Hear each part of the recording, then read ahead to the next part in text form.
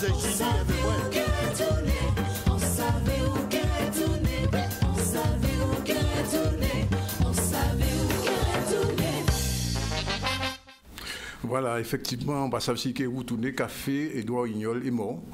Il est décédé dans la nuit de dimanche à lundi. C'était un musicien connu dans le milieu du goka moderne et très apprécié d'ailleurs. Il avait été victime d'un accident vasculo-cérébral il y a quelques années. Depuis lors, il avait un peu disparu de la scène musicale, mais enfin son œuvre restera, comme on dit, Kolapati, mais l'esprit là qu'il a et la musique là aussi. C'était ce petit hommage qu'on voulait rendre à ce musicien Édouard Ignol, né à Marie-Galante, qui devait avoir une soixantaine d'années et qui nous a quittés, comme déjà beaucoup d'autres. Il y a Joanne Vélo, il y a Joanne tous ces grands musiciens-là, Carnot, tous ceux qui sont disparus. Voilà. Sinon, eh bien, c'est notre triste, mais ce sont des choses qui arrivent. La vie, c'est aussi la mort. Et nous allons parler d'autre chose, puisque nous allons recevoir tout à l'heure Lydia Barfleur, qui est membre du cabinet de M. Jalus. On va préciser les raisons de sa visite ici, de son interview, puisqu'elle sera notre invitée, notre première invitée. Plus tard, on parlera musique avec Jean-Max Mirval, pardon, parce que vous savez que le groupe de la Martinique viendra ici dans quelques jours pour justement porter un soutien aux sinistrés. Et puis nos rubriques habituelles avec Emeline Adémar, qui parlera aujourd'hui de l'entreprise, mais surtout de la fiscalité. Ça s'appelle les contribuables et la gestion des impôts locaux. Et en fin de journal, Muriel Jean-Jacques, qu'on a un petit peu raté hier, on va faire un petit rattrapage. Elle sera là, et Jean-Max Mirval, ce sera pour parler du groupe Malavoie, qui sera avec nous, qui sera en Guadeloupe ces jours-ci. Voilà, un petit peu le sommaire de nos invités, mais tout de suite l'actualité, c'est avec Mendy. Bonjour, on a commencé à 12h30. Absolument, précise. On a commencé à 12h précises. Merci Danick, bonjour à tous, bonjour à ceux qui nous écoutent également en direct de RHT Guadeloupe 89.8. Et voyons ce qui fait l'actualité donc en ce mardi 3 octobre.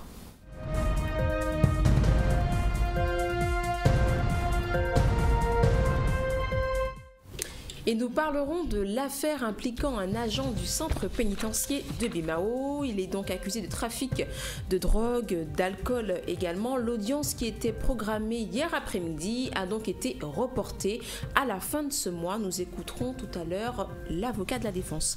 Nous verrons également donc à Paris l'inauguration du nouveau hangar de maintenance de la compagnie Corsair en présence d'Augustin de Romanet, le président directeur général du groupe. Et nous terminerons avec ces images de ce couple centenaire. Voilà quelque chose d'assez exceptionnel. Un couple donc qui a fêté ses 75 ans d'union et 102 ans d'âge. Voilà, on verra tout ça à la fin de ce journal. Merci. Et je ne veux pas effrayer personne, mais le centre des cyclones nous annonce qu'une dépression tropicale est en train de grossir dans le golfe du Mexique en ce moment. On en aura plus d'imprécisions un peu plus tard. Sinon, on va parler des premières rencontres scientifiques de la région Guadeloupe. Bonjour Lydia Barfleur. Bonjour. Merci d'être venue nous parler. Alors, que sont ces premières rencontres? Ce sont les premières, donc on ne sait pas ce qui s'est fait avant, on va savoir ce qui va se faire après. Comment ça s'organise, les premières rencontres? Pourquoi?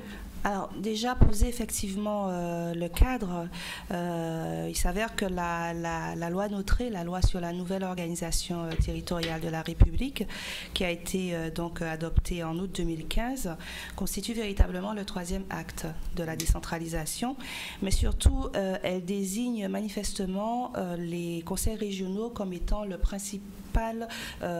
principaux en tout cas représentants du pouvoir local en France. Par ailleurs, les politiques européennes confortent quelque peu les politiques nationales dans la mesure où la région est devenue véritablement le lieu pertinent de mise en œuvre des politiques publiques. Donc, il y a un important dispositif législatif, aussi bien la loi Notré que la loi relative à la délimitation des régions, élections régionales et départementales, et aussi la charte sur l'autonomie locale, qui confère aux nouvelles régions un périmètre en fait extrêmement large et des compétences élargies aussi. Oui. Je tiens à rappeler qu'à la faveur de la loi Notré, la clause générale de compétences a été supprimée, oui, et que désormais les régions ont des compétences précises, et il s'agissait donc dans le cadre de ces premières rencontres scientifiques de pouvoir pleinement apprécier les contours de cet arsenal juridique. En fait, vous venez en aide aux administratifs, pour être concret, c'est ça? Tout à fait. Pour être concret, il est important pour la collectivité régionale qu'il y ait une meilleure compréhension politique et technique de cet arsenal juridique.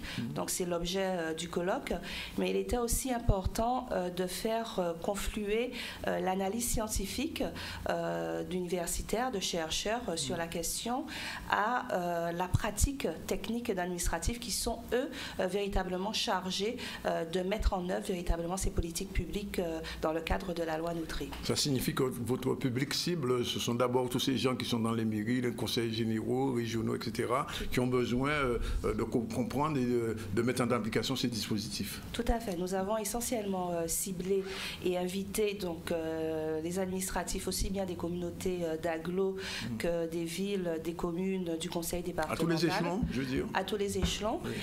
Mais il va sans dire que bon, ce sont des rencontres, c'est un colloque qui est ouvert bien évidemment aussi à la communauté universitaire, aux étudiants et puis au tout public. Alors concrètement, comment ça va s'organiser sous forme de, j'ai envie de dire, d'une grande messe ou bien des ateliers? Comment vous pensez faire ça? Le colloque qui se déroule sur 2 jours est segmenté en fait en 3 sessions. Une première session qui porte véritablement sur l'analyse générale du dispositif juridique, donc préciser véritablement les contours généraux et les problématiques inhérentes.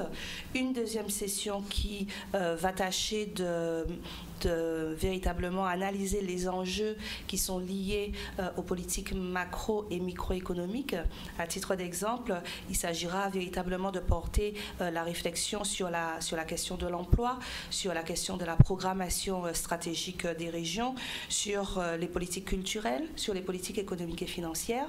Et enfin, une troisième session qui, elle, portera plus sur des analyses vraiment sectorielles, les politiques régionales sectorielles, qu'il s'agisse des questions liées au tourisme, des questions liées à la santé publique, des questions sociales ou alors des politiques sportives. Alors comment, une fois ces premières rencontres scientifiques déroulées, comment on va arriver à mettre en pratique? Je veux dire, est-ce que les universitaires qui seront là vont donner des indications précises aux administratifs leur disant ne faites plus ça, mais ça, concrètement? Non, je pense que l'objectif, c'est vraiment de faire confluer les deux analyses. Les administratifs ne sont pas simplement des exécutants. Ils ont également pour tâche quand même, quand ils sont confrontés donc, à la mise en œuvre de politiques publiques, de pouvoir en mesurer véritablement la faisabilité en fonction du périmètre qui leur est choix. Donc je crois que aussi bien les administratifs vont nourrir les universitaires que l'inverse, c'est-à-dire que l'universitaire effectivement pose un cadre en termes d'analyse scientifique, il permet de nourrir la réflexion, mais il va sans dire que l'administratif aussi a la possibilité d'opérer quand même un certain nombre de tempéraments par rapport à cette analyse scientifique en disant oui, mais là, par ailleurs, dans la pratique, il nous est possible ou il ne nous est pas possible de procéder de telle ou telle façon. Alors, est-ce que au niveau de l'organisation, on a pensé un petit peu à la vulgarisation, je veux dire, ne pas tomber dans un langage universitaire trop fermé, trop clos, qui permettrait pas, j'ai envie de dire, non pas au grand public, mais même à administratifs, de bien comprendre de quoi il s'agit, parce qu'en fait, on s'en rend compte en tant que journaliste ici, que quelquefois, la loi Notary même n'est pas encore totalement bien comprise dans certains domaines. Tout à fait, il s'agira de faire preuve de clarté et de précision. Et pour ce faire, il va sans dire que la rédaction des actes devra s'inscrire quand même dans cette philosophie pour que ces actes soient véritablement utiles. Pourquoi? Parce que la collectivité a quand même à cœur de faire en sorte que les conclusions issues de ces rencontres scientifiques permettent d'orienter véritablement l'action prospective. Or, cette orientation ne sera véritablement possible que si ces actes puissent inscrivent avec clarté et précision les conclusions issues du colloque. Et ça devrait aider les politiques publiques? Cela devrait aider en tout cas la mise en œuvre des politiques publiques, une meilleure compréhension des contours. Comme je le disais tout à l'heure, avec le retrait de la clause générale de compétence, on constate que les régions disposent de champs d'action extrêmement vastes et il s'agit véritablement de disposer quelque part d'un outil permettant d'aider aider au mieux à la mise en œuvre de ces politiques publiques pour construire véritablement l'avenir de notre territoire. Alors, il y a une question qui revient souvent d'une manière générale. Depuis la mise en place des communautés d'agglo, on a le sentiment que les maires ont été un petit peu dépouillés de beaucoup de leur pouvoir. Ça se concrétise, ça s'explique, ça se comprend? Disons qu'il s'agit là effectivement des effets induits de la mise en œuvre de la décentralisation Acte 3, qui a conféré quand même, qui a opéré en tout cas un transfert extrêmement important des compétences qui étaient au préalable dévolues aux communes, aux communautés d'agglo. Il s'agit ensuite, je pense, de veiller à ce qu'il y ait en toute intelligence une relation entre ces communautés d'agglo et les communes pour pouvoir articuler au mieux les compétences de tout chacun. Alors, au-delà de tout ça, mais bien évidemment, on est en Guadeloupe dans une situation particulière du point de vue général, du point de vue des politiques publiques, mais de la politique tout court. Est-ce que, par exemple, la question, parce que moi, j'ai dit emploi, tourisme, sport, culture, mais je n'ai pas vu le volet politique. Strictement politique, c'est-à-dire la question aujourd'hui, non même pas de statutaire, mais d'évolution, par exemple, qu'on compare ce qui existe à Saint-Martin, à Saint-Barthélemy, ou à la Martinique ou à la Guyane, est-ce que cette question-là sera in fine, on peut dire? C'est-à-dire que on l'écarte. Ce n'est pas l'objectif principal, bien sûr, de ces rencontres. Il est clair qu'au regard des mutations institutionnelles diverses qui s'opèrent au niveau des territoires, il peut être envisagé qu'il y ait quand même une forme d'analyse comparative qui permettra un peu d'enrichir notre réflexion et l'orientation que l'on peut avoir au titre de la mise en œuvre de ces politiques publiques. Mais encore une fois, l'objectif vraiment essentiel de ces premières rencontres... C'est un mode d'emploi. Comment? On a envie de dire que c'est un mode d'emploi de la loi Notré, de ce qui en découle. C'est éclaircir. Oui. C'est éclaircir. Je ne dirais pas un mode d'emploi, mais c'est éclaircir, mieux comprendre, mieux orienter, véritablement. Oui. Par ailleurs, la collectivité aussi avait à cœur d'aller à la rencontre de l'université. Ça, c'était extrêmement important de mettre un terme un peu à cette césure trop importante qui existait au préalable entre le monde politique, le monde administratif et le monde universitaire. Au-delà du fait que, bon, dans le cadre de ces rencontres, effectivement, qui sont tenues sous le patronage scientifique du CRAL, de Paris 1 Panthéon-Sorbonne ou du Crédit, il va sans dire qu'il est nécessaire de bien comprendre que nous avons quand même des universitaires qui sont de qualité, qui portent une analyse scientifique sur les problématiques liées au développement de notre territoire et qu'il est nécessaire véritablement qu'on puisse créer un lien entre la réflexion que nous, en tant qu'administratifs, on peut véritablement avoir quant à la mise en œuvre des différentes politiques publiques et l'analyse que peut tenir les universitaires qui peuvent nous éclairer et qui peuvent nous permettre de faciliter cette mise en œuvre. Et c'est volontairement que le CAGI n'a pas été associé ou n'a pas voulu s'associer à cette manifestation? Oh non, non, ce n'est pas une question de volonté d'association ou de non-association. C'est simplement que, bon, les contacts scientifiques qui ont été, établis, pardon, avec les groupements scientifiques sont ceux que je vous ai cités. Et sur la base donc de ces trois entités, nous avons pu véritablement construire ce programme. Ce projet.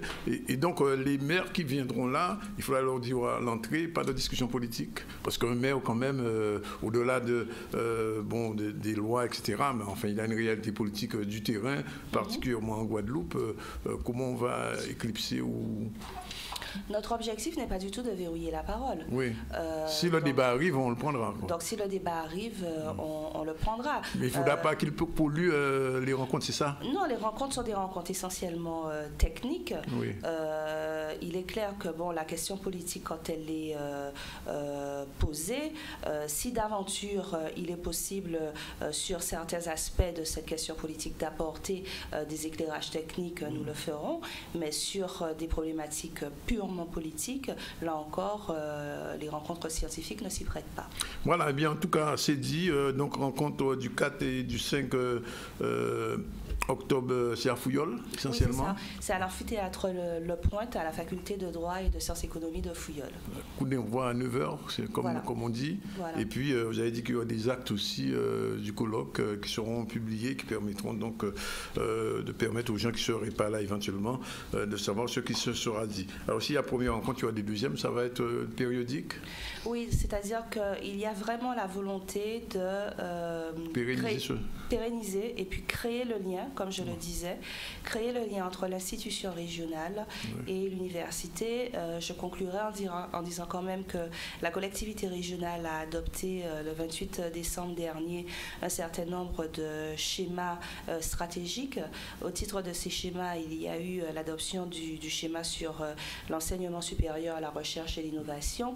Et quand même, l'un des vecteurs directeurs de ce schéma était de faire en sorte que l'université s'ouvre véritablement sur la société civile et sur les institutions.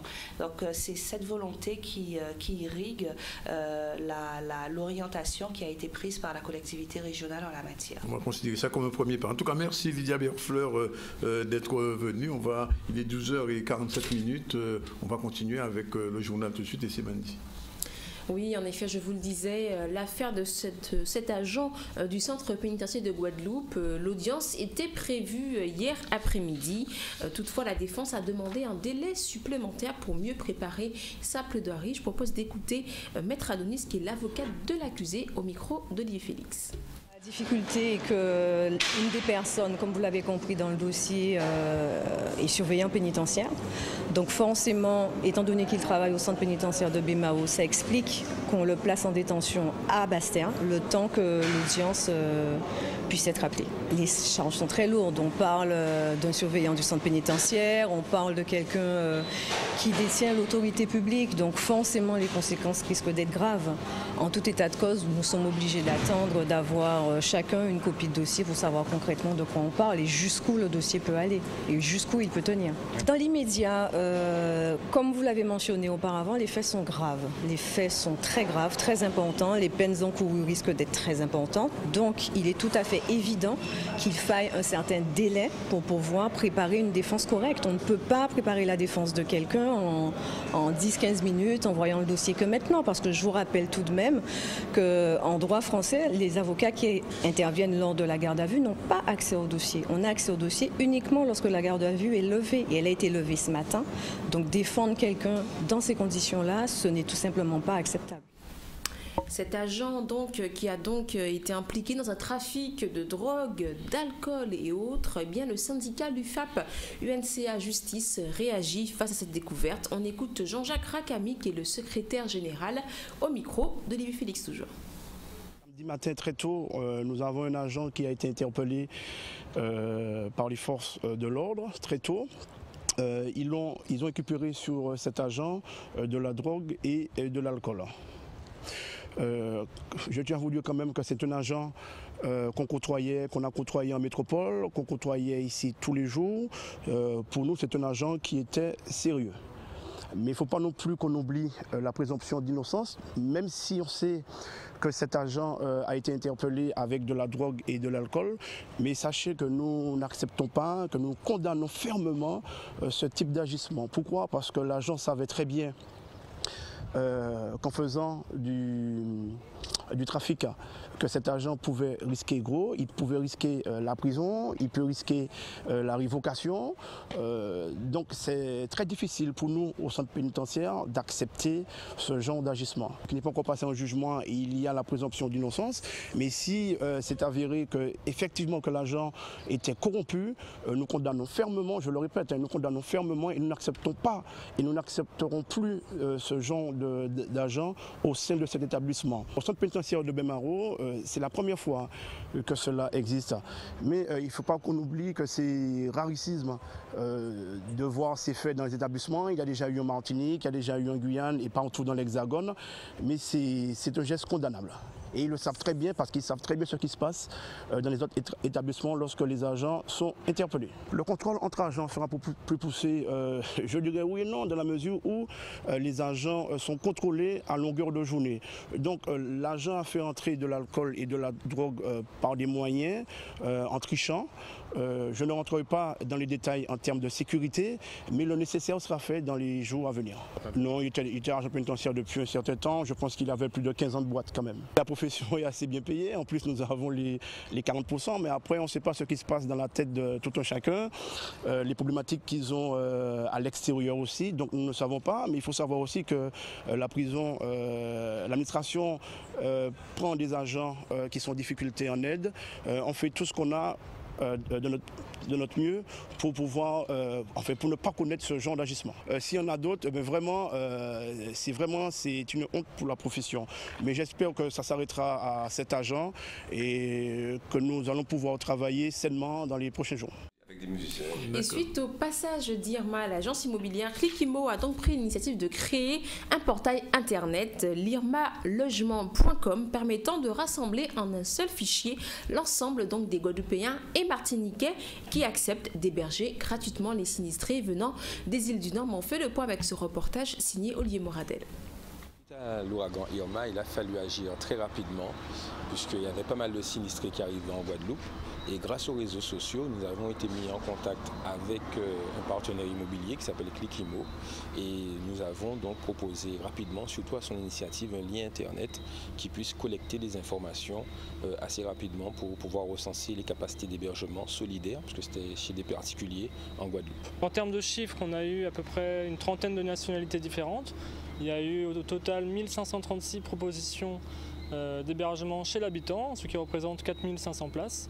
Et au final, avec le travail des bénévoles directement sur place, il y a eu 1350 personnes qui ont trouvé refuge chez l'habitant, le temps du transit en fait, vers la métropole ou la Martinique, ou pour s'installer, il y en a très peu, mais on va dire que sur 1300 personnes, il y en a 100 qui ont indiqué comme projet de s'installer, de faire leur vie en Guadeloupe. On a été surpris de l'engouement collectif, puisqu'on s'attendait, nous, au niveau de Réflexe Guadeloupe, à recevoir une trentaine de personnes qui pouvaient proposer ces hébergements. Et puis finalement, c'est monté vite à 600 personnes qui pouvaient accueillir ces personnes. Donc du coup, avec Clicquimo, on a été mis en relation avec la préfecture pour faire valider ce lien internet, mais aussi il y avait des questions de responsabilité en matière d'assurance, en matière de la personne elle héberge, mais est-ce qu'il y a quelque chose qui est prévu pour la nourriture, etc. Donc il a fallu structurer la démarche, il a fallu la cadrer, et ça on l'a fait avec les autorités. C'est vrai que la principale difficulté, c'est que c'était fait 3 ou 4 jours après. Il y a beaucoup de personnes qui nous appelaient, qui nous disaient mais ça fait quand même 2 jours que je vous ai donné mes coordonnées, vous ne m'appelez pas, il y a des sinistrés qui arrivent, mais il fallait vraiment structurer cette démarche-là et ça a été un franc succès. Et en bref, en lien avec la Fédération France Victimes, 3 associations locales proposent un accueil téléphonique aux sinistrés des ouragans Irma et Maria à Saint-Martin comme en Guadeloupe. Alors notez qu'à Saint-Martin, il s'agit de l'association Trait d'Union joignable au 06 90 37 84 01. Dans la région de Basse-Terre, on peut joindre l'association Initiative Éco au 0839 19 19. Et sur Pointe-à-Pitre, il s'agit donc de l'association Guadave joignable donc au 0690 93 20 86. À ces numéros, les sinistrés donc et les victimes des ouragans peuvent trouver une écoute ou encore un soutien moral et psychologique, des informations sur leurs droits et les démarches à accomplir, ainsi qu'un accompagnement social et juridique. Voilà, c'est l'heure de marquer une courte page de publicité, une page de publicité qui va être un peu spéciale puisque, comme l'a dit Danit, nous avons appris donc la disparition d'Édouard Ignol, dit Café, maître gros K, trompettiste, créateur des instruments dits uniques, la batterie K et le 3K, et donc décédé. Donc écoutons ces petites sonorités avant la page publicitaire.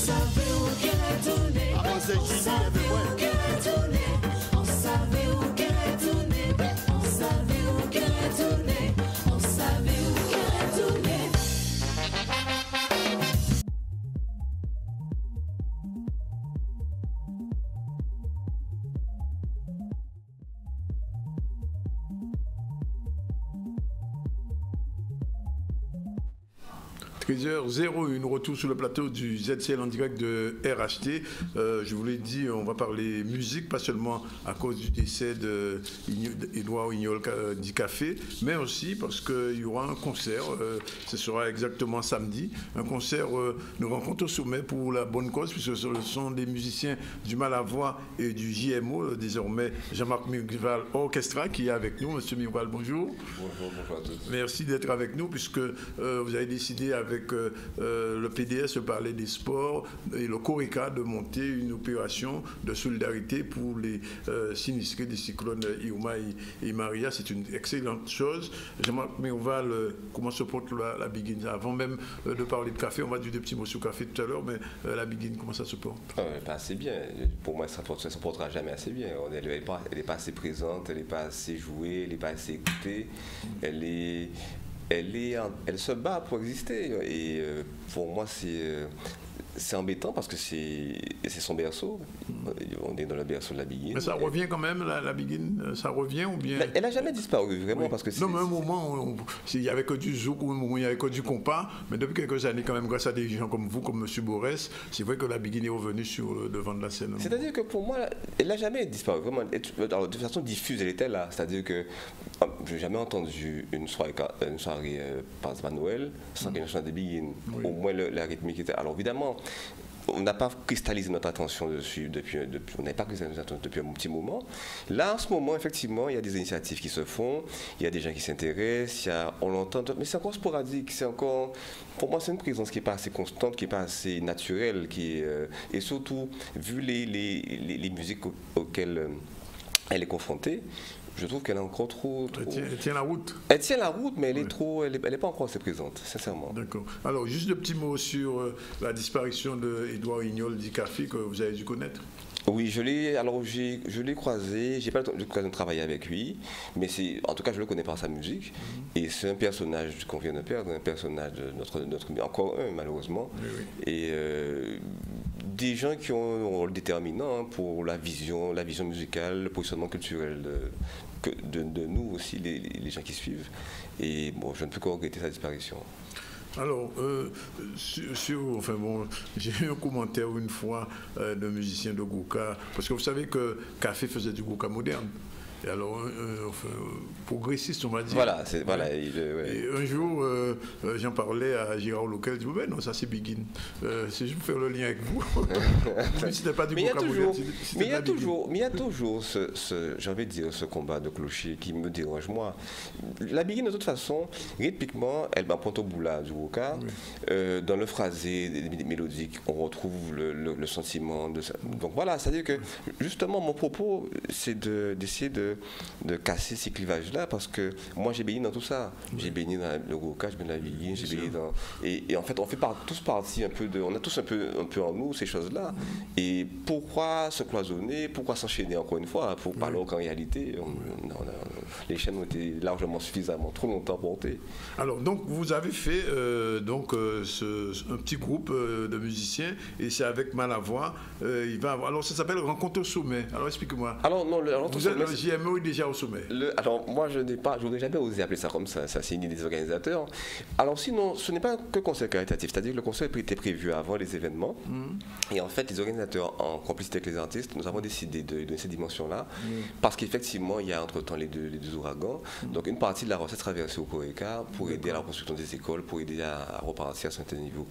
Alors, l'idée de la rencontre. Alors, moi, j'ai trouvé ça intéressant qu'on m'a proposé ça, parce que je trouve que on a deux sensibilités voisines musicalement, la Martinique et la Guadeloupe, mais on a des musiques qui portent le même nom, par exemple la Biguine en Martinique, la Biguine en Guadeloupe, mais c'est des sensibilités différentes, des approches différentes, que ce soit rythmique, que ce soit au niveau du phrasé, que ce soit au niveau de la couleur. Et avoir sur scène un groupe mythique et légendaire comme Malavoie, et puis ma modeste formation pour représenter un peu notre vision à nous, et puis surtout une vision, on va dire, parce que j'ai de jeunes musiciens avec moi aussi, c'est-à-dire qu'une vision qui est basée sur l'existant, qui est basée sur l'apport culturel qu'on a pu avoir, qu'on respecte énormément, mais qui se veut aussi ouverte. Donc je trouve que la confrontation, la rencontre des deux est intéressante. Ça va être intéressant. Il y a une autre question qui revient de plus en plus. La Biguine, elle est quoi? Des Guadeloupéennes, Martiniquaises? Non, mais indéniablement. Alors évidemment, ça c'est... C'est un vieux débat. Moi, quand j'étais enfant, oui. clairement, j'entendais dire que la mazurka appartient à la Martinique, oui. soit-disant passant que la mazurka à la base vient de la Pologne. Hein. Oui, elle était bien sûr, tropicalisée. à l'origine. Voilà, l'origine était tropicalisée. Bon, c'est une musique étrangère. Oui. Voilà. La Biguine, pour moi, depuis tantôt, j'entendais dire qu'elle venait. Et même la Martinique, elle le disait, qu'elle venait de la Guadeloupe. Et puis c'est vrai que depuis quelques années... Il y a eu un film d'ailleurs qui s'appelle Biguine. Oui, qui commence en disant que la Biguine de la Martinique. Mais bon, ça c'est une polémique à laquelle je ne rentrerai pas. Mais en tout cas, alors ça m'a fait un peu sourire parce que depuis quelques années, effectivement... alors je pense que c'est parce que c'est une question d'intérêt, c'est une question peut-être que... Alors, brusquement, on s'est aperçu de la richesse. De la Biguine. Voilà, et donc en fait tout le monde l'a revendiqué. Moi, ce que je dis très clairement... Les documents qu'on peut avoir sur ça ne sont pas très clairs parce qu'évidemment on est écolisation tout ça, donc en fait c'est difficile d'avoir des documents précis. Par contre, la Biguine telle qu'elle est jouée en Guadeloupe, il est impossible qu'elle vienne d'ailleurs. Oui. Alors peut-être qu'effectivement il y a eu de le fameux Andolipa-Nipa par exemple, voilà. Il est impossible que ça vienne d'ailleurs que d'ici parce que c'est trop lié au bout là du Gouka. Alors j'ai entendu une approche aussi qui disait que oui la partie mélodique a été créée en Martinique, mais là c'est vraiment aller chercher. Non. Non, mais en fait, moi, ce que je dis, c'est qu'à c'est même pas grave pour moi tout ça. L'idée étant que telle qu'elle est jouée actuellement ici, elle nous appartient et au contraire, je suis content qu'elle puisse appartenir aux deux îles et à tout l'environnement. On peut dire qu'il y a une Biguine guadeloupéenne et puis une autre Biguine. D'autres Biguines. Alors j'ai entendu sur YouTube, il y a quelques jours, un groupe belge, de Belges uniquement, de blancs, mais 100% blancs, ils ne sont jamais venus aux Antilles, ils faisaient de la Biguine. Mais j'ai déjà vu des Asiatiques, des Japonais, jouer la Biguine. C'est-à-dire que le paradoxe, c'est que j'ai dit ça il n'y a pas très longtemps. On va finir par nous apprendre à la jouer dehors parce qu'on la joue moins ici que dehors. Voilà, malheureusement. C'est dommage quand même. Il faut pas que ça ne nous arrivera pas. C'est un patrimoine musical incroyable. D'ailleurs, hier, nous recevions ici même Madame Winnie Kauna, c'est bien ça, qui prépare le centenaire de Mounde Rivel. Oui. Et Mounde Rivel qui a été une ambassadrice de la Biguine. Mais moi, oui, absolument. Mais moi, je ne considère pas la Biguine seulement comme patrimoine parce que dans la façon dont elle est conçue, il y a des éléments actuels et modernes musicaux qu'on retrouve dans notre. Il n'y a rien de moins musicalement dans la Biguine que dans la salsa. Simplement, c'est l'exposition médiatique et l'exposition marketing qui est différente. Je voulais dire, au niveau musical ou au niveau... Alors, dans les éléments musicaux, rythmiquement... Qu'est-ce qui ressemble le plus à la Biguine? Alors, je ne parle pas de... Ah non, alors, la Biguine, le jazz et la Biguine. À Nouvelle-Orléans, il y a des musiques et des courants musicaux qui rappellent beaucoup. Parce que c'est pareil, le mélange, le métissage qui a créé des choses un peu similaires. Après, il y a des voyages qui se sont faits, il y a des va-et-vient qui se sont faits. Donc, la Biguine peut être très proche du jazz.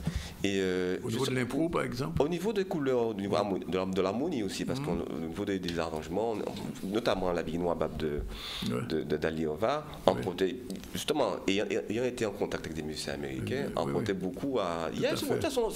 On est tous afro-descendants. Oui, absolument. Donc, forcément, on a quelque chose... Voilà, la liaison se fait même malgré nous. La liaison se fait malgré nous. Les connexions sont là, même si on n'a pas forcément conscience.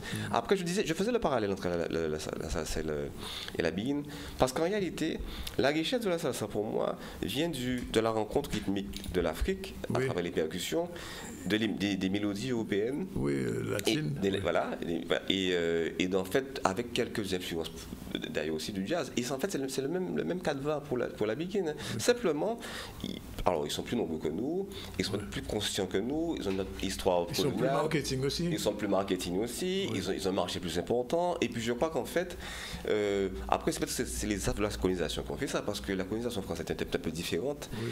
Je sais qu'en Cuba, par exemple, les extraits avaient plus le droit de jouer de leurs instruments rythmiques, tandis qu'en France, en Guadeloupe et dans les îles françaises, c'était interdit. Donc ils ont gardé plus un peu, et puis ce sentiment d'importance sens culturel qui est lié aussi à l'association politique, sans doute. Mais à part ça, la différence n'est pas musicale. En termes de valeur, les musiques sont... De toute façon, ayant fait des concerts à l'extérieur ou ayant joué ici à l'hôtel, je vois bien les réactions des gens qui ne connaissent pas la Biguine. Face à elle, il y a un intérêt immédiat. Peut-être qu'il est plus facile à avoir encore par rapport aux musiques latines, parce que les rythmiques sont plus accessibles pour eux. Oui. Donc c'est à nous de faire en sorte de valoriser. Alors, donc ça veut dire qu'il y a tout un champ encore de développement pour la Biguine. Surtout qu'en plus, alors l'exploration s'est arrêtée dans les 70, parce que tout simplement il y a une espèce de discours qui fustigeait la Biguine par rapport au Gouka. On disait que Biguine c'est musical. Voilà, voilà. Alors que non, ça nous appartient aussi. Ça dit qu'on a peut-être besoin de ce cheminement là, à un moment, de trouver une espèce de sentiment d'appartenance aux choses qui sont plus liées, enfin plus éloignées de l'Europe, alors qu'en même temps on est métissé. Donc en fait, le travail s'est plus ou moins arrêté dans ces années-là, il a été repris de façon plus sporadique à certains moments, mais le champ est extrêmement... on a un boulevard devant nous. On a vraiment... Alors je rappelle, pour les gens qui ne le savent pas, que Jean-Marc Sminval, c'était l'instant Biguine, il y a quelques années dans une boîte de nuit. Pas quelques années, il y a quelques mois. Quelques mois, parce qu'il a arrêté, peut-être que ça reprendra un jour. Et bien avant ça, il y avait Biguine Wabab qui se faisait au Centre des Arts, dont on ne sait jamais en quelle année, en quel siècle ça ouvrira. Alors, si ça ouvre un jour, il y aura encore Biguine Wabab. Avec plaisir, moi, que ça. C'est un concept qui fonctionnait bien. Très bien, et qui collait bien à cette salle-là. Et en plus, il y avait même un concours de la Biguine en Guadeloupe à une époque. Oui, il y a eu plusieurs concours. Dans les années 60, oui, il y a eu plusieurs concours de la Biguine. C'est une musique avec laquelle on a des relations plus ou moins de proximité, selon les périodes. Jean-Marc, que faire pour développer la Biguine, pour y prendre ballon? Mais il faut que tout le monde s'y mette. Alors ça commence par les cellules familiales, c'est-à-dire que ceux qui connaissent faire écouter aux jeunes, la radio, la télé, les écoles de musique, les écoles de musique, les musiciens. Simplement, dans le fait, même pas forcément de la jouer pour certains, mais de ça. Moi, ce qui m'interpelle, toutes les opérations qu'on a pu faire autour de la Biguine, quand il s'agissait de choisir le répertoire, c'était toujours problématique. Pourquoi? Parce que je me rendais compte que, et ça c'est pas une critique, c'est une remarque, que pratiquement tous les artistes, même de renom, connaissaient les mêmes Biguines. Oui. Mais alors qu'en réalité, et moi j'ai découvert certaines d'entre elles parce qu'en allant chercher ce qui est presque aberrant, dans la mesure où je suis guadeloupéen, je vis sur le sol de la Biguine, il faut que je fasse l'effort d'aller chercher encore presque quémander pour arriver à en avoir.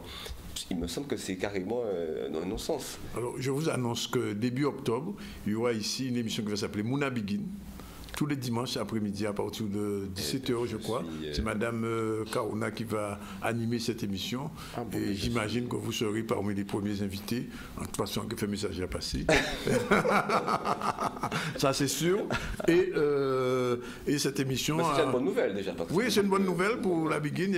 Elle a confirmé ça hier ici. Et je crois que la direction de la chaîne est au courant. Donc, cette émission se fera tous les dimanches avec rediffusion dans la semaine. Donc, Mouna Biguine, au mois d'octobre. Sinon, on revient à ce concert, donc samedi 7 octobre. Samedi 7 octobre, oui, au Palais Sport du Gousier, avec Malavoie qui joue à son répertoire. Et le JMO. Et le JMO, comme vous dites bien, le JMO, mais je tiens à préciser que ce n'est pas mon idée au départ, le nom du groupe, mais finalement, je trouve ça intéressant. Passe bien. Je trouve intéressant parce que finalement, comme je vais présenter des choses nouvelles, alors c'est à la fois l'idée du concept en même temps du groupe, ça me va finalement. Toilette, JMO, non, ça passe.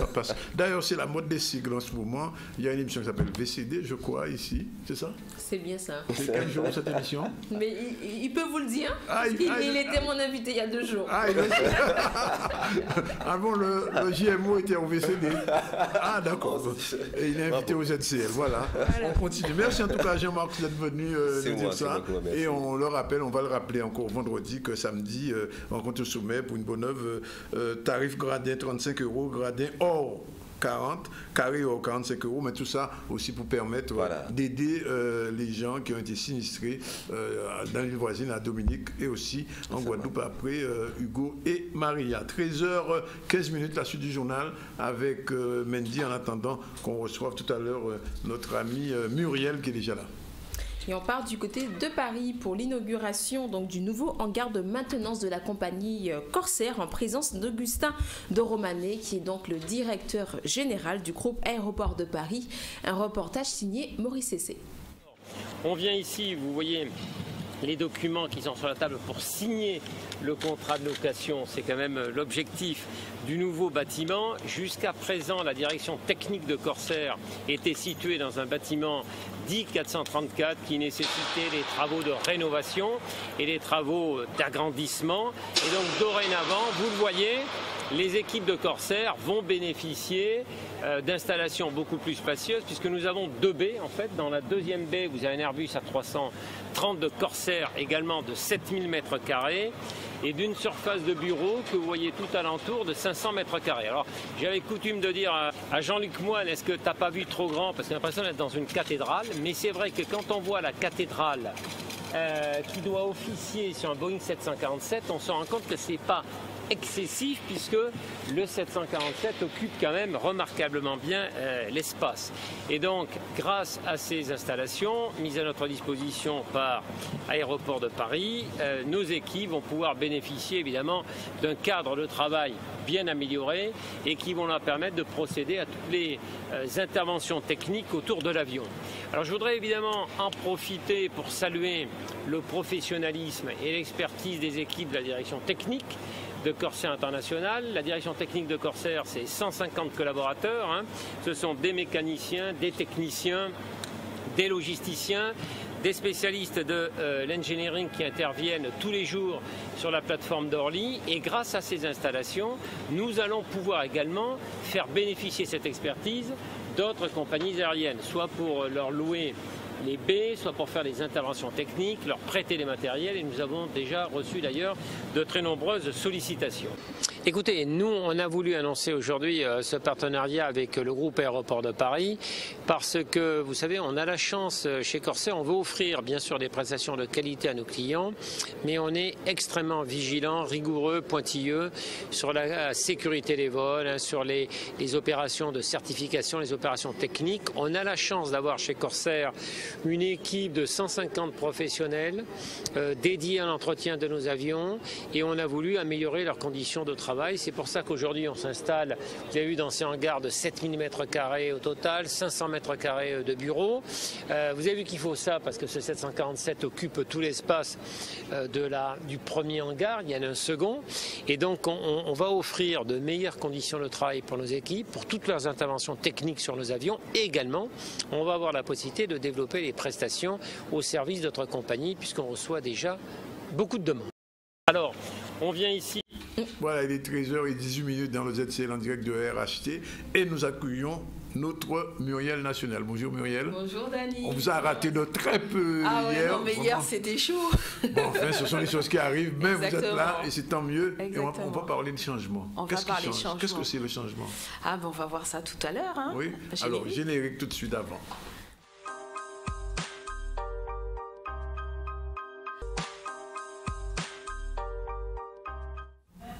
Voilà le générique de l'émission de Muriel, là, sa chronique sur le coaching et le coaching de la réussite. De la réussite. Il faut le dire parce qu'on est en nouvelle saison. Alors, pourquoi le coaching de la réussite?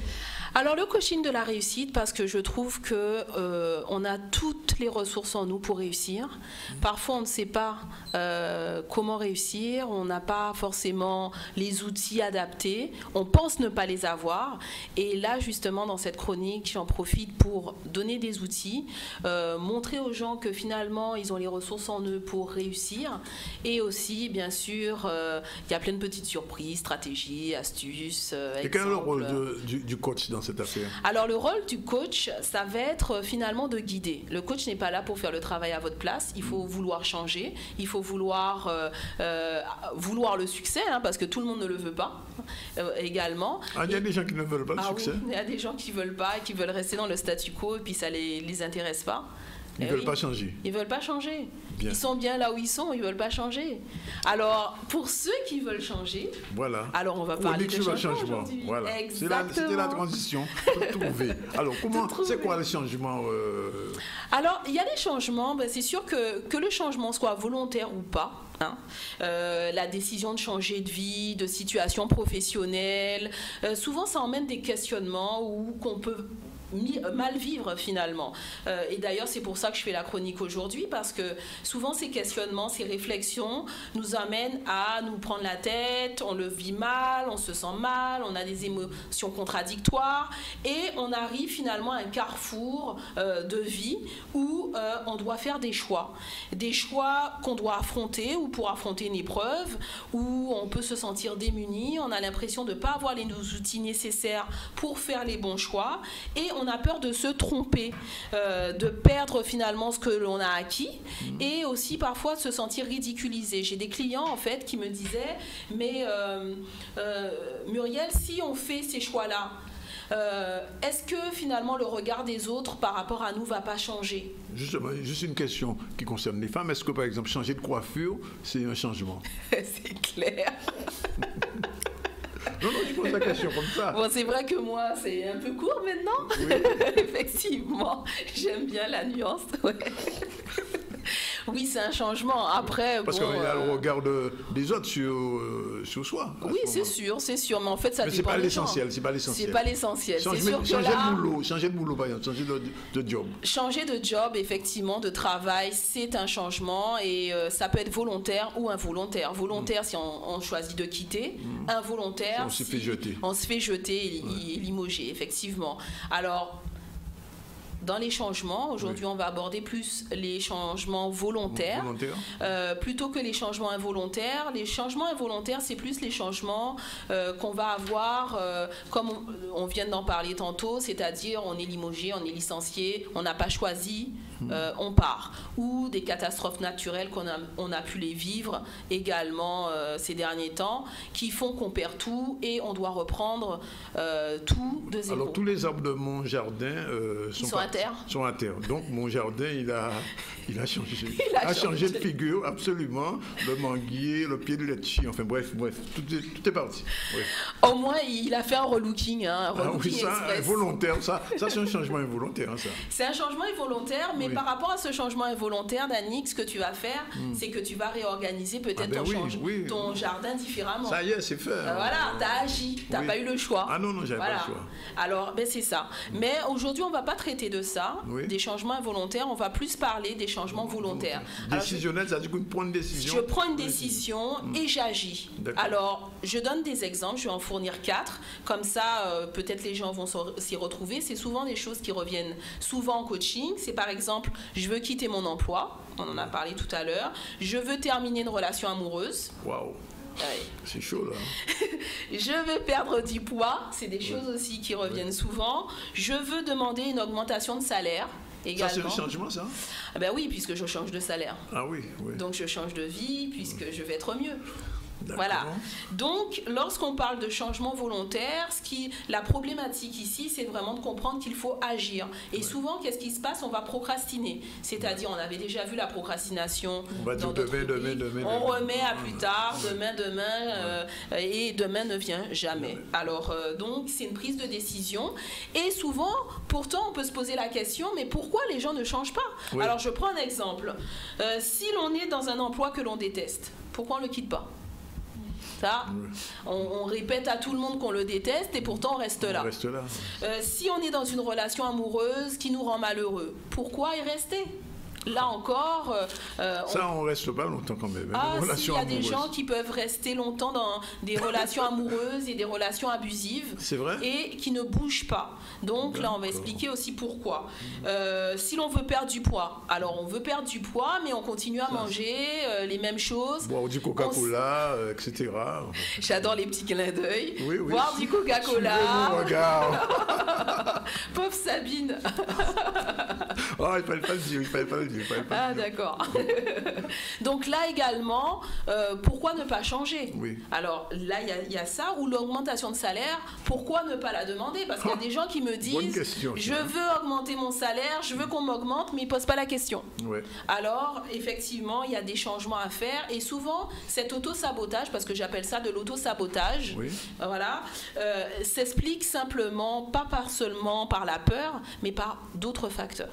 Il y a des freins au changement. Il y a des freins au changement, et ces freins au changement, je vais les emprunter un petit peu à Anthony Robbins qui parlait de neuroassociation biaisée, c'est-à-dire qu'on entretient des croyances contradictoires. Oui. C'est-à-dire que d'un côté, si je parle de l'emploi, je dis que je veux quitter mon emploi, je dis que je le vaux bien et que je devrais avoir plus de reconnaissance, que c'est pas normal, que je suis pas bien, que je suis frustrée, qu'on ne prend pas en compte mes idées et tout ce que j'ai fait, etc.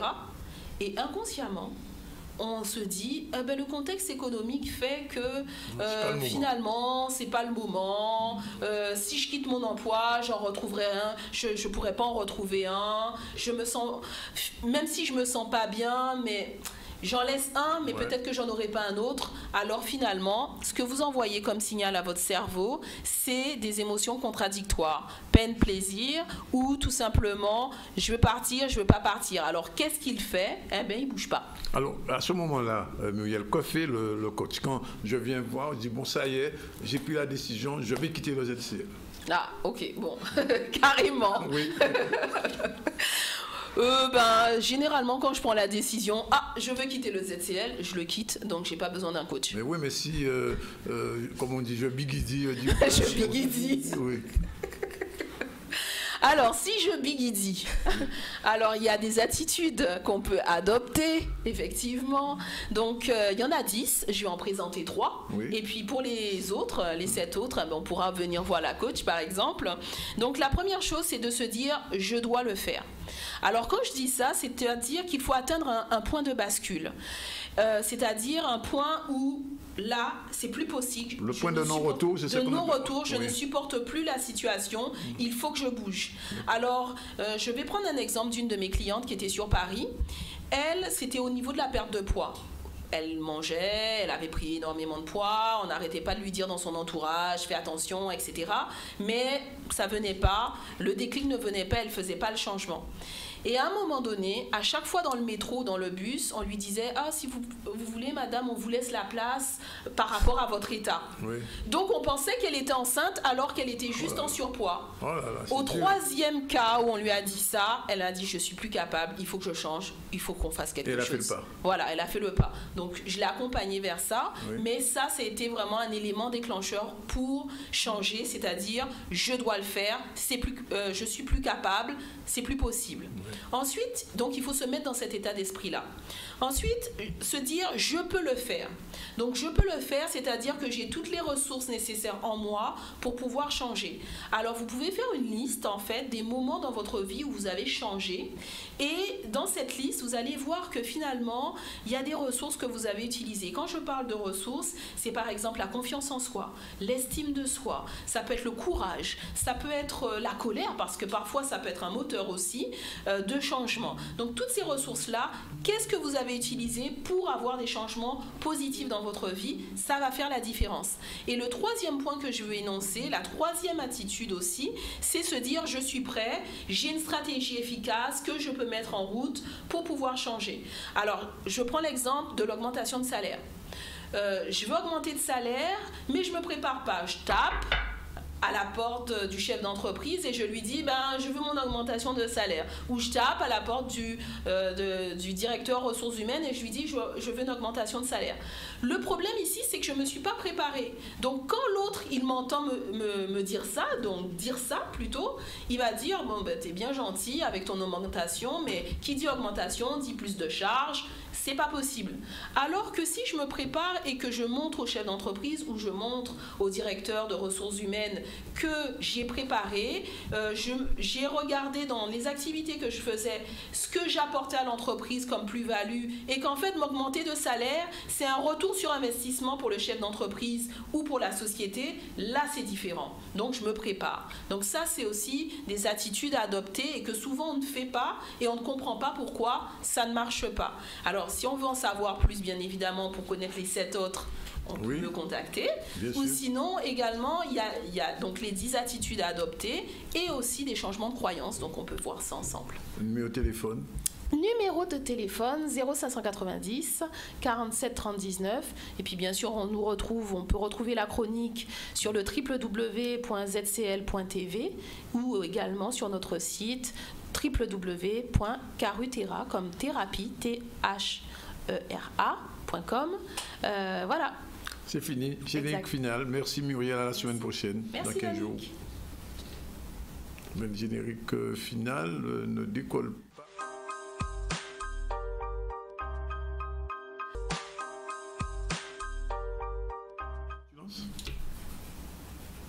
Voilà, il va être 13h30 exactement, Mendy.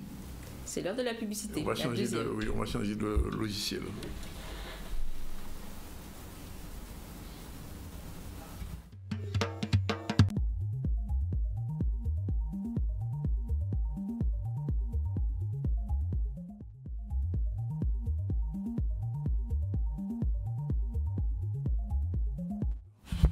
– 13h37, retour sur le plateau du ZCL. On continue dans la liste des chroniques. Je rappelle pour les gens qui prennent l'émission en cours qu'effectivement, Édouard Ignol, alias Café, musicien de Gouka moderne et progressiste, est décédé dans la nuit de dimanche à lundi. On a donné l'information en début. Et là, eh bien, on va retourner simplement vers l'information chronique et on va parler avec Émile. Bonjour.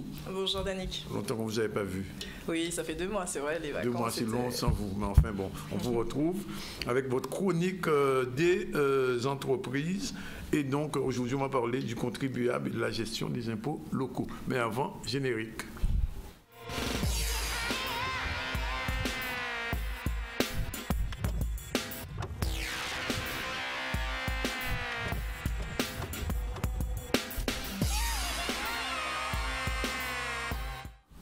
Voilà, c'est un sujet effectivement très délicat, la question des impôts, parce que c'est de l'argent qu'on prend dans nos poches.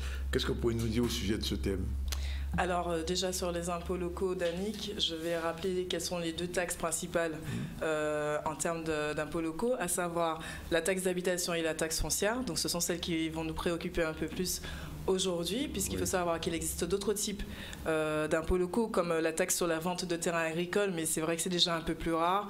Ou encore la taxe d'habitation sur les logements vacants, la taxe d'enlèvement des ordures ménagères, donc là aussi on est aussi concerné, et évidemment aussi la taxe sur les résidences mobiles, qui font partie de l'ensemble de ces taxes locales. Alors comment on peut calculer, est-ce qu'on peut calculer ces impôts soi-même ? Alors c'est pour ça que j'ai dit qu'on allait principalement parler aujourd'hui de la taxe d'habitation et de la taxe foncière. Il faut savoir que ces taxes sont déjà prédéterminées par les impôts. Donc en fait...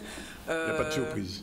Il pourra forcément y avoir des surprises, mais dans la mesure où c'est eux qui déterminent le montant de la taxe que vous allez payer, le contribuable n'a véritablement, on va dire, a priori, aucune incidence dessus, puisqu'en fait, les impôts vont déterminer quelle devrait être la valeur locative du bien, selon les loyers qui pourraient être tirés de la location du bien, et vont, sur cette base-là, déterminer la valeur cadastrale et ainsi aussi, par rapport à d'autres critères qui vont prendre en compte, déterminer le montant de la taxe d'habitation dont vous allez être redevable, ainsi que de la taxe foncière. Alors, on voit quand même, Emeline, que selon les communes, la taxe des impôts locaux n'est pas toujours le même niveau. Oui, tout à fait, puisqu'en fait, cela dépend du taux d'imposition par rapport aux collectivités territoriales. Donc, ça dépend de l'endettement aussi de la commune. Donc, ça dépend de où se trouve votre bien, où est-ce qu'il est implanté fiscalement.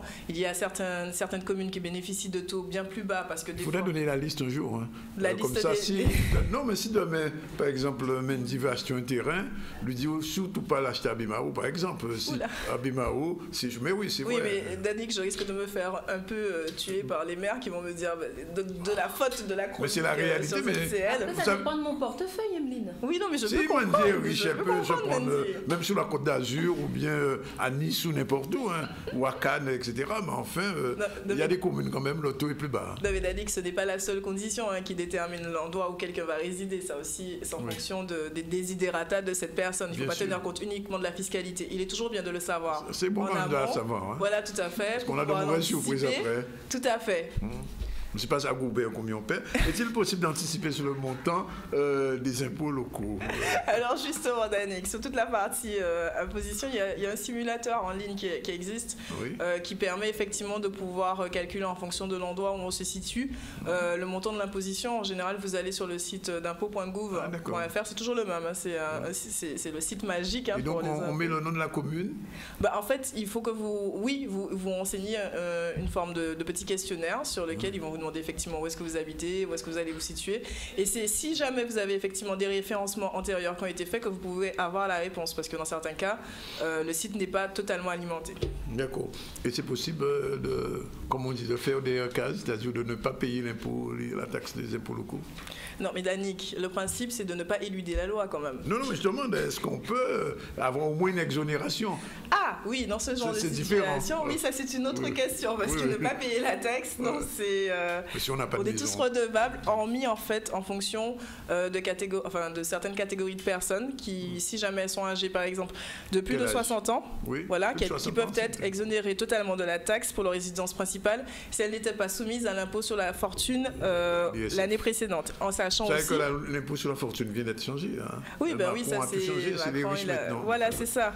Donc tout à fait, mais en plus il faut tenir compte également des revenus du foyer fiscal pour avoir cette exonération lorsqu'on a plus de 60 ans. Et sinon, vous avez également les personnes qui sont âgées de plus de 75 ans qui peuvent bénéficier de l'exonération de la taxe foncière pour leur résidence secondaire, évidemment, à condition que leur revenu n'excède pas certaines limites. Donc ce qu'il faut retenir dans un premier temps, c'est vraiment la condition de l'âge et vérifier si c'est possible de bénéficier de l'exonération par rapport aux autres revenus du foyer fiscal. Alors ma mère qui a plus de 75 ans, donc elle peut bénéficier d'une exo. Dès lors qu'elle n'a pas d'autres revenus, ou que ses revenus n'excèdent pas un certain seuil, il faut vérifier le seuil, parce qu'il y a des gens, il y a des retraités qui sont riches quand même, Danick. Oui, c'est vrai. Madame Bettencourt, par exemple, effectivement. Bien, alors, à quelle date les impôts locaux sont exigibles réellement? Alors, le rituel commence toujours avec la réception de la taxe foncière. Alors, réception, oui et non, à nuancer, parce que désormais, c'est vrai qu'on est passé au zéro papier, donc vous pouvez très bien avoir la notification par email que la taxe foncière est actuellement disponible en ligne, ou alors vous recevez encore le formulaire papier, et il faut en général payer courant du mois de septembre. Hein. Courant du mois de septembre. C'est pour la taxe foncière. C'est trop tard là. Courant du mois de septembre, ou pour la taxe foncière, vous avez quand même jusqu'à mi-octobre, je crois, de tête. Hein. Bon, pas trop tard. Et si par hasard, comme on dit, on a une résidence secondaire, qu'est-ce qui se passe? Vous êtes aussi taxé sur la résidence à condition qu'elle soit... alors ça dépend pour quel impôt. Parce que pour la taxe d'habitation, si jamais votre résidence est vide, vous n'êtes pas taxé réellement. Vous êtes taxé au titre de résidence vacante. Enfin, c'est un impôt pour résidence vacante. À quel moment, juste une question, on passe dans l'ISF? Alors par contre là il faut avoir... Alors l'ISF c'est un peu complexe comme calcul parce qu'on tient compte de tout ce que vous avez comme bien immobilier, que ce soit terrain, immeuble. Par exemple vous avez une maison, un terrain, un appartement et une autre maison, est-ce que vous êtes dans l'ISF? Non, mais pour ça, il faut déterminer la base. Il faut déterminer la base calcul pour vérifier que cette base-là est supérieure ou inférieure à la limite pour pouvoir commencer à dire que vous êtes taxable à l'ISF. C'est-à-dire qu'on doit valoriser l'ensemble de ces biens. En général, soit vous avez la valorisation qui provient effectivement de calculs qui sont faits sur impôts.gouv, qui sont faits déjà par les impôts, ou alors vous devez faire estimer vos biens et l'addition de l'ensemble de ces éléments. Il y a un montant, oui, il y a un seuil. Il y a un seuil de tête, je ne le connais plus. Hein. C'est bien au-delà de 800 000 euros en général. Déjà, quand même. Mais au-delà de 800 000, on tombe déjà dans l'ISF.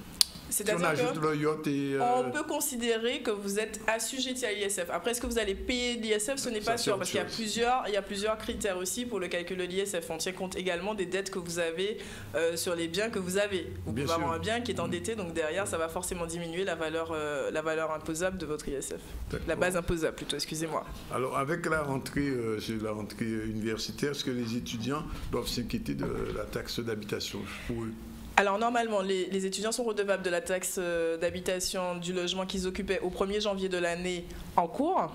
Il faut savoir qu'ils ont la possibilité également de bénéficier de certaines exonérations s'ils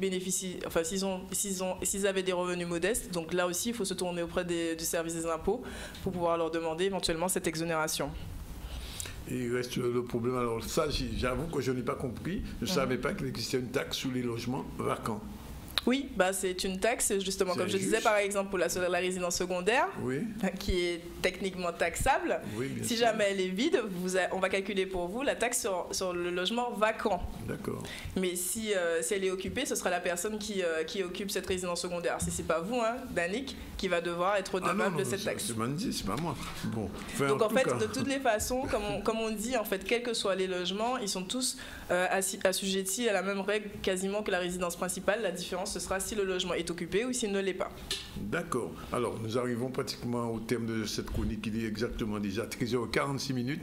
Quelle va être la prochaine thématique Alors, Danick, il me semble qu'avant les vacances, qui sont déjà bien lointaines, vous m'aviez demandé de faire une intervention sur le calcul des charges sociales, donc sur des salariés, enfin de faire une simulation sur un salarié qui a embauché, combien il va nous coûter réellement. Donc, je vais essayer de prendre plusieurs cas pour pouvoir vous faire une simulation par rapport au taux actuel du coût réel du salarié, qu'il soit cadre ou qu'il soit non cadre. Enfin, ce sera dans cet ordre d'idée. Alors, je vous fais une remarque qu'un téléspectateur m'a faite. Elle m'a dit que Emeline, enfin, en parlant de vous, venez parler de sujets très abrupts et difficile à avaler, mais comme elle a un visage agréable, alors la pilule passe un tout petit peu et je lui ai dit effectivement, je n'aurais pas mis une personne laide à cet endroit pour faire une chronique sur les impôts parce qu'il n'y a pas été fait. Bon, merci. Il est 13h47 minutes. Emeline, c'est la pilule qui fait passer les impôts et les taxes foncières et d'habitation.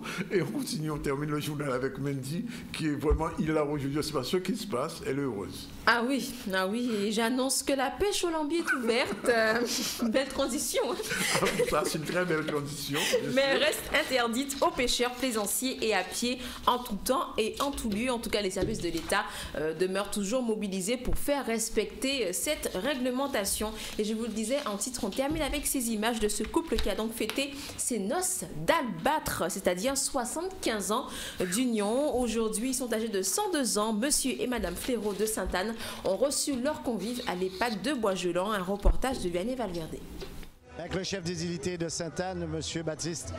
Alors, c'est une habitude pour vous maintenant de fêter les centenaires? Oui, c'est vrai que depuis mon arrivée, j'ai déjà fêté pas mal de centenaires. Mais ce qui est exceptionnel, c'est de fêter un double centenaire. Et c'est la deuxième fois que je fête un couple de centenaires. Et donc, je me rappelle, il y a quelques temps de cela, c'était Monsieur et Madame Paulon. Monsieur Paulon est toujours vivant, il a 106 ans. Madame Paulon, malheureusement, est décédée après qu'elle ait eu 100 ans. Mais c'est un grand honneur pour moi. Et aujourd'hui, je fête ici à l'EHPAD de Sainte-Anne, Monsieur et Madame Fléraud.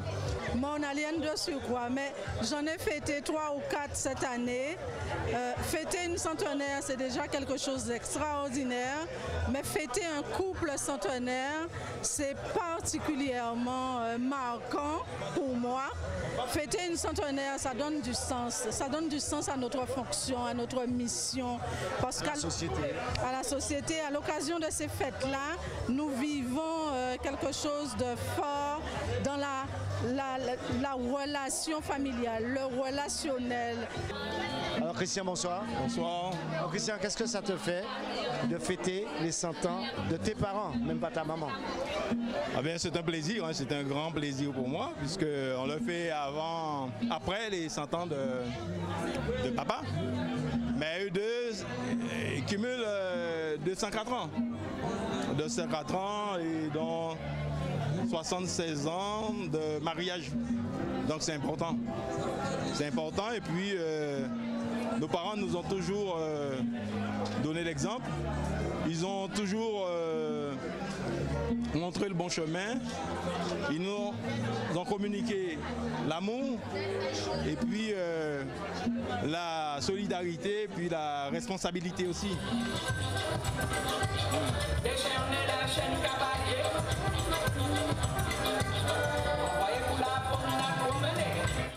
Voilà, vous venez de le voir, 102 ans pour Monsieur et Madame Fléraud. Et justement, nous sommes donc dans la semaine bleue.